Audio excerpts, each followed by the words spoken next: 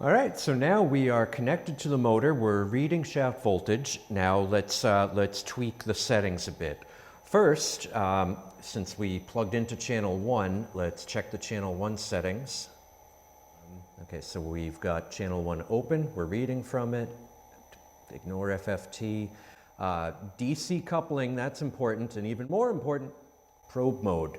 Just like we set the probe to 10x, we need to have the channel 1, the oscilloscope setting to 10x as well. All right, so then I'll push channel 1 again to close that menu. And then the other big settings is the scale.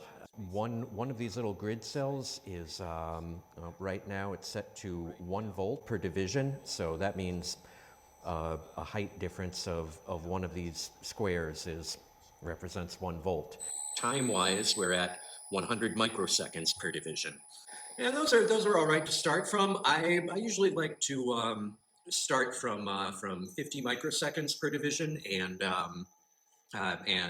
2 volts or 5 volts depending. So to change the time setting, you tap on the left or right of the screen. So watch the time setting. Right now it's at 100 microseconds. Tap on the left, it goes up to 200 microseconds per division. Tap on the right, goes back down to 100, and we'll do it once more to bring it down to 50. So I like 50 because there's not too much going on the screen. You can kind of see what's going on. The voltage is a little different. Over in this side menu, you go to Control, and then you've got your voltage up and voltage down. Now, those plus and minus don't actually mean voltage goes up or voltage goes down. They actually refer to zooming in or out.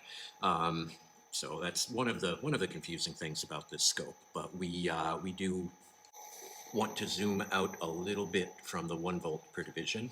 And now we're at 2 volts per division, and okay. We'll call this good for the next steps.